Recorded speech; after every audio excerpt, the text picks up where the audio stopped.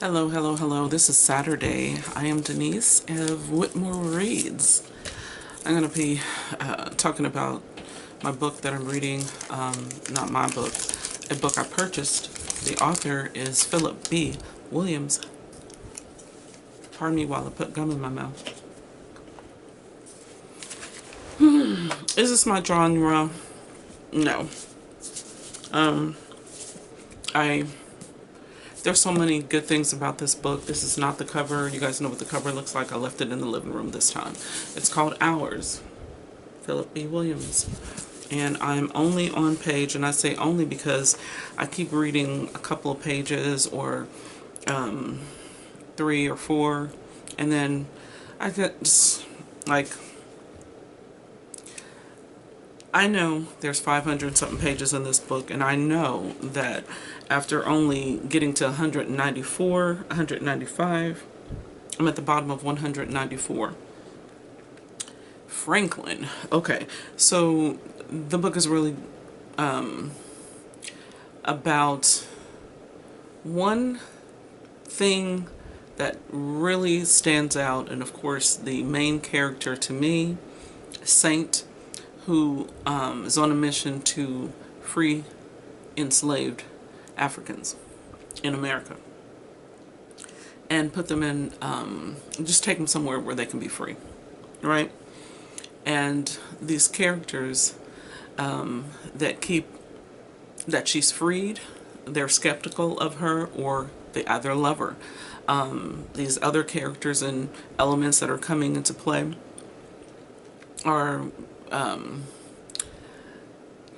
devilish, voodoo, magical, realism, fantasy. I don't know what the exact term for it is, because to me it's kind of, if it's not nonfiction or literary fiction or just a romance or science fiction, then there's all these other elements, whether it be dragons, be people coming back from your past, these spirits that are getting inside of somebody's body, all outside of the main genres that I've read and read regularly. I cannot place this into one specific thing like magical realism, fantasy, sci-fi, I don't know, voodoo or spiritual fiction is a genre, but this is all the characters you like, even the ones that are like coming for Saint. I don't want to give too much away, but even the characters that are against her, you still like them because of the way he's writing it. So to me, that is like, I love that aspect of the book, because nobody has pissed me off to a point where I just hate this character and the way they're getting on your nerves, or they're annoying. So what, they're bad, or so what, they're coming after Saint. You still want to know why they're coming after Saint. But at this point, I don't want to know anybody else. And so we've got a good amount of characters, and I hope nobody else is introduced other than, we know that people in the town called Ours. We know the twins and the good twin, the bad twin, or whatever you want to, because to me, they're just interesting. They're not really good and bad, and we know there's good and bad elements and everything, but I wouldn't go to say that one is an extreme of good and one is an extreme of bad. This is just who they are, and you kind of can accept the character for who they are in his book, because the way they're writing them is not just pinning you against somebody, because you're still wanting to know.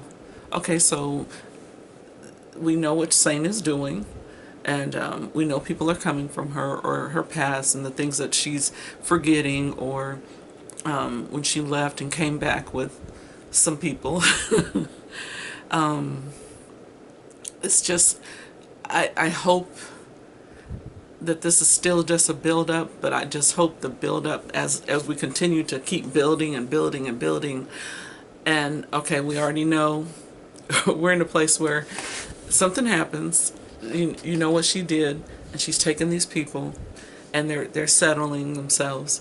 Other people want to either come, or some people want to get out and leave, and some people have, and they've gone on about their lives. It's not like she's holding them prisoner there. But okay. So what else? Like, like what's going to happen? So that's kind of where I'm at right now is, all right, I got all of that. I understand these characters and who doesn't like this and what type of personality this person has and so forth and so on. The river, the just, okay, almost 200 pages. Now I know it's about to get to a point where, at least I'm hoping, it's about to get to a point where we don't just keep talking about, like, okay, so they went over that person's house, and then, okay, and then this happened, and then this happened, and but nothing like big is happening yet. It's just, I guess, getting to know everybody and the build-up of, and building characters and the building that world. So now I understand it 194 pages in. So I'm excited to continue and finish this book because some of the writing is herky, jerky, where, like, did that, like, I have to go over and read the sentence and, like, is that grammatically correct? Or is this just that way that character speaks? Because there's a flow, and then something will be kind of like, I don't know if it's the character, if the writer is just building it, that writing style, or that just for the setting of where they're at. I don't know. It's just sometimes I would read a sentence and go, what? Then read it again and go, okay, did that need a comma? And who am I? God knows I ain't finished no fiction books, only poetry and short stories. But I really like the world he's building. I just, at 194 pages, I do want to not know anybody else, and I'm sure that's going to happen. I just kind of feel like, as the story, the thing is, they're in one town and people are coming and people are leaving, so maybe I don't know, I'm thinking far too ahead of what may happen, and to me that's a good sign, because the book is not dull. When you get to know everything at the beginning and then they just draw out those characters and they're really not doing anything for a long time. And y'all know how I am. Like with certain books, y'all know I'll be like, okay, I can stand this right now. I love this at the beginning, and oh, it's gonna be so good, and blah blah blah, and then I'm like so bored, and then at the end I'm like, oh god, that was a 5-star book, because I was able to not like what the writer was doing, had some issues with the writing, the sentences. I like going through all of those emotions. I will tear down in my mind my favorite writers like Toni Morrison and James Baldwin, Richard Wright, Alice Walker. I would literally, like, some of their books are so good, it's like, oh, like, how can you be this smart? And then go, you know what, she's gonna piss me off if she does this. And that's the kind of reading experience that I want. I want somebody to be so good that you piss me off, you worry me, you got me in this world and going, okay, you're not dropping me anywhere, let's go. And then you do, and I'm like, yes, I love you. So that's kind of where I'm at right now. Like, okay, it was beautiful, and okay, I love all the characters. I really got attached to Saint right in the beginning. I was like, if something happened to this character, me and the writer gonna have some problems. And I told him that if something happens, I told him, I think on Instagram, just, you know how people type stuff, not that I know this person, I put in the comments, I think I'm going to cry or something about, you know, about this book. And he said, oh, you're going to cry or whatever. I'm like, oh my God, is he going to kill Saint? Is he going to kill this person? Is he going to kill this person? Who's going to die? So some things have already happened. I was like, oh, you know, and I really like that family. And now,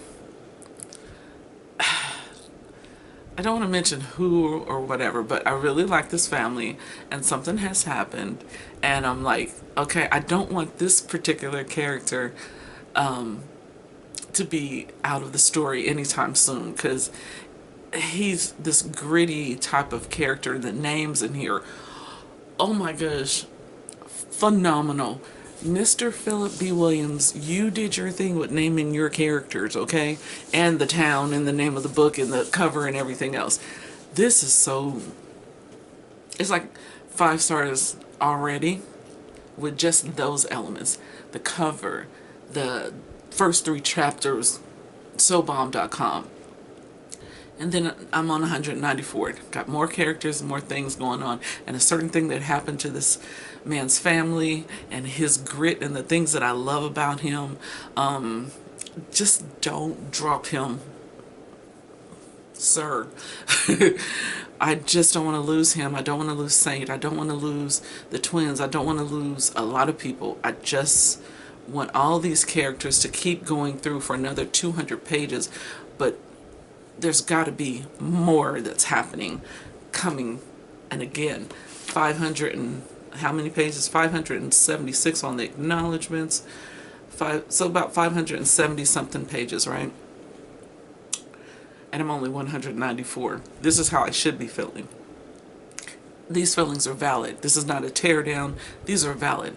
I love it when I don't know what's coming up next. And you better not give me no more characters. You better not kill this person. I love saying those type of things when I'm reading. Like, okay, but where's she at? Like, what happened to her? Or what happened to him? And why come they ain't get together?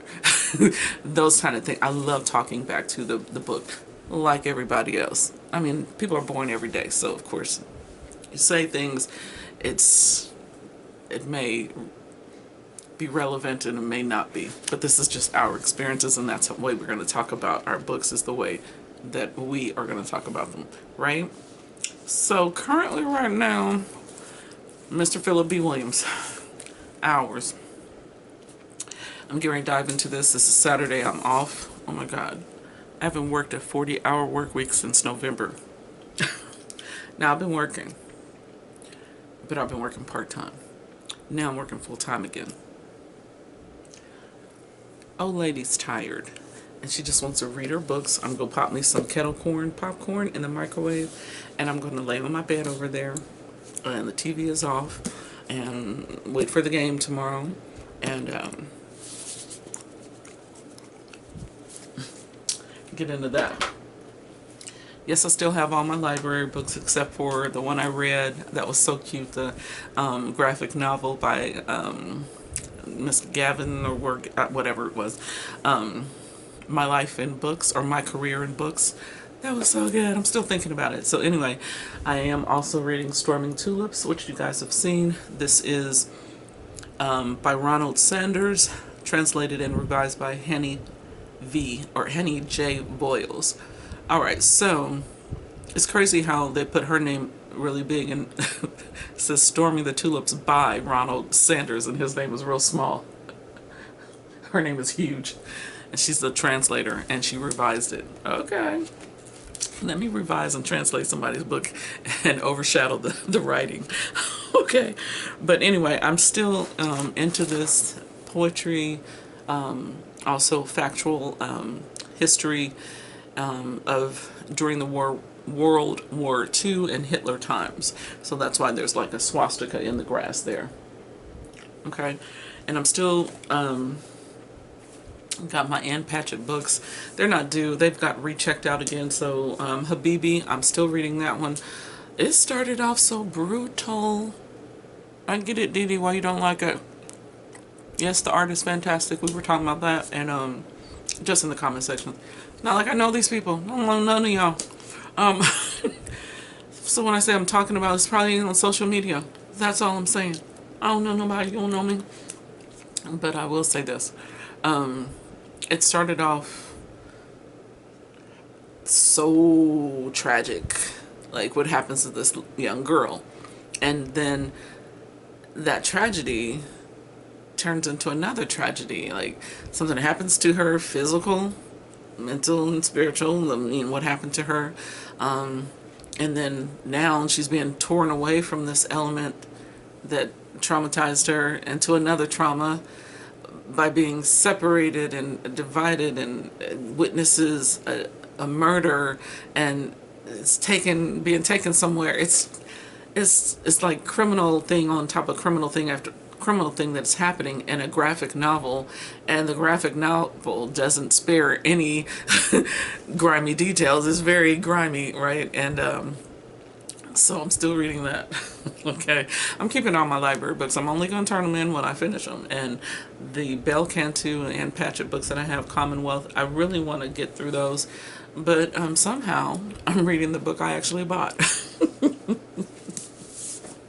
Instead of all these books and all those and all those and all those and stacks. Oh my god. I gotta do some rearranging. I also thought about taking my big bookshelves, so there's that tall one and that tall one and then the middle one here. This one's double and triple stack, and it goes all the way down to the floor, so the TV's sitting there, but it's a lot. And then those look a mess because they got books on top of the bookshelf. I don't really like that anymore. I want stuff like plants on top of my bookshelves. Like I kind of have some up, well, you can't even see it. But and there's books that have found their way on top of that one. And there's books on the little table that I was using as my nightstand, and my nightstand's got my computer on it. It's just, the books are out of control once again after giving away boxes upon boxes. And then every time I go home to Topeka, my own little library that I donated, I took some books off of that shelf and brought them home. It's bad, but I am going to take some of the young adult books that I have, which aren't many, but the ones that I do have, I'm going to take them to Topeka and drop them off. So I will be exchanging some books because I brought back my big old Fountainhead Ed Rand. I couldn't believe I gave that there. I was like, I gave the Name of the Rose? What's going on? So I got that one too, as you probably know if you've been watching the videos.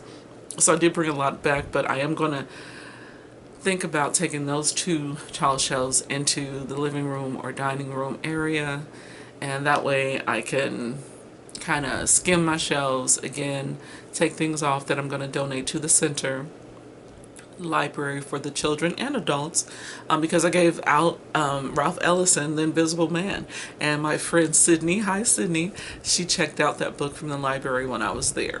So hopefully she's enjoying it, has read it, or reading it still and enjoying it, because that's an awesome book. Classic, right? So I'm going to comb through those possibly this weekend. But more than anything, I just want to read and not move books around. But then moving books around is such a fun thing to do, because then it makes me pick up certain books and read them and drop off my library books. But since I only have 2 days off, Saturday and Sunday, I'm back in the work world. Y'all. Anyway, I want to do it, but I might wait until like later tonight and start just taking them off the shelves. As I've already figured out where I want them in there, because for the longest time since we've been here a year now, I said I was going to change the aesthetic of me always having books in the living room and dining room areas, that I don't want them in there anymore. I want them all in my room. It's too much in here. And the only thing that's too much is the books. I literally have a bed and my table with my sewing machine on it now has a whole stack of books. Two stacks of books, and okay, 2.5 stacks of books on it. So how can I sew? I can't. And my laptop is, I just set that on there today so I can do some writing. So I got all my sewing stuff over here, and I'm working on my crayon. I bought it in here today in my room instead of out there, so I can remind myself to get up and stop taking a nap on my Saturday off. God, working 5 days again. I'm telling y'all, it hurt. I'm old. So anyway, I'm working on my cardboard mama crowns, and this is the one I'm working on right now. It's all red, black, and green for Black Student Union. My high school colors were red and green for Scotsman, but we had a Black Student Union, so the red, black, and the green. All right, and there's one side. So I'm not done. I still have to put jewels. I did find some, these are jewels that my sister donated to me for this art project, for the art show in Topeka, Kansas. So she had some black beads in there, and they're really cool. And then the red, and then I'm using pearl and black, and then some more pearl. So I'm gonna comb through, and I got like one green on there so far. So I'm combing through and getting the green. I do have some clear ones just for design, and I like this. Anyway, I love it. I'm not done with it, but it's a big old crown, and no, it doesn't go on your head or anything. These will be sitting around on pedestals that I build from cardboard in the art show, and they'll all have a dedicated mother. So that's that on that. And what else did I want to catch y'all up with? Told you the 2 books that I'm reading. Hours by Phillip B Williams, which I'm totally enjoying, but now I'm at the 194 point where I'm going, okay, something really crazy needs to happen. Like, I need those first 3 chapters type of adventure again. So I got enough characters, sir. I already know what's going on, and it's a great start to a story. And I say start to a story because from those first 3 chapters you already know that is a great story, right? But where's it gonna go? That's what I'm gonna find out in the next 300 and something pages, right? And also storming the tulips, sad, devastating, World War II, Hitler, times tragic, but beautiful writing and great history. Okay, so great way to tell a tragic history. Not that the history was great. The writing and getting to the point and the facts, and then having this poetry, which is sad and devastating. So you have feeling, you have fact, you have tragedy, and the most criminal things that are happening in our country today, kind of mirroring. It's like Trump wish he was Hitler. That's like his hero. You can tell it's like his hero, but he's failing, and he's going to continue to fail because the people have more compassion and love in their hearts than the people that were helping the brown shirts help Hitler. Because the cops are now marching with the people. Dallas cops march with the people. Veterans of the military are marching with the people. That sad display of on his birthday, I've never seen soldiers march like that. Meaning, I think they were in protest, even though they were there. You don't see soldiers march like that. They look lazy, they look tired, they look like, whatever. We're just going to be here because this is what we do. And that squeaking tank, that's enough of that. This is what's happening in our world, and this is what I'm doing to get myself away from it, is, of course, doing my art and my books and living my life. Bye-bye. Tell me what you're reading.